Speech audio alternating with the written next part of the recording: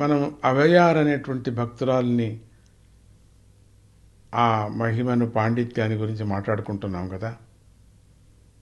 తమిళ తల్లి అని పిలిచేవారని చెప్పుకున్నాం కదా. పాండిత్యము భక్తి జ్ఞానము ఉన్నటువంటి అవయారుకు మనసులో ఏదో మూలలో తాను గొప్ప పండితురాలనని చిన్న అహంకారం ఉండేది.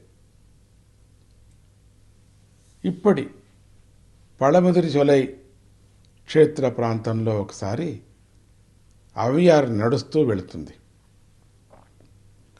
గొల్లవాడి వేషం ధరించినటువంటి కుమారస్వామి, అవా అలసిపోయినట్లున్నావు కదా, పళ్ళు కావాలా అన్నాడు.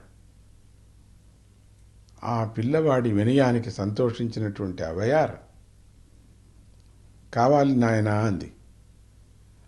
అప్పుడు ఆ పిల్లవాడు, వేడి పళ్ళు కావాలా చల్లటివి కావాలా అన్నాడు. ఆ ప్రశ్నకు అవయార్ ఆశ్చర్యపోయింది. అంతలోనే తేరుకొని, నాకు వేడి పండే కావాలని చెప్పింది.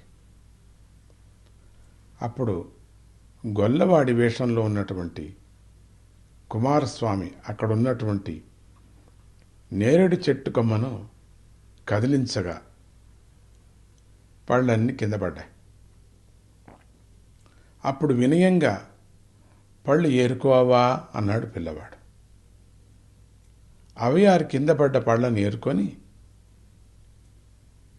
వాటికి మట్టి అంటి ఉండటం వల్ల ఒక్కొక్క పండును నోటుతో ఊదసాగింది. అప్పుడు స్వామి నవ్వుతూ, అవా పండు చాలా వేడిగా ఉందా, ఊది చల్లార్చి తిను బాగా, లేకపోతే నోరు కాలిపోతుంది అన్నాడు. అప్పుడు అవయార్ ఆ పిల్లవాడి తెలివిని మనస్సులోనే మెచ్చుకొని తన అజ్ఞానానికి సిగ్గుపడి కంట తడి పెట్టింది. తర్వాత ఆ పిల్లవాడు ఏమీ ఎరుగని వాడిలాగా తీరని ప్రశ్నలు వేయటం మొదలుపెట్టాడు.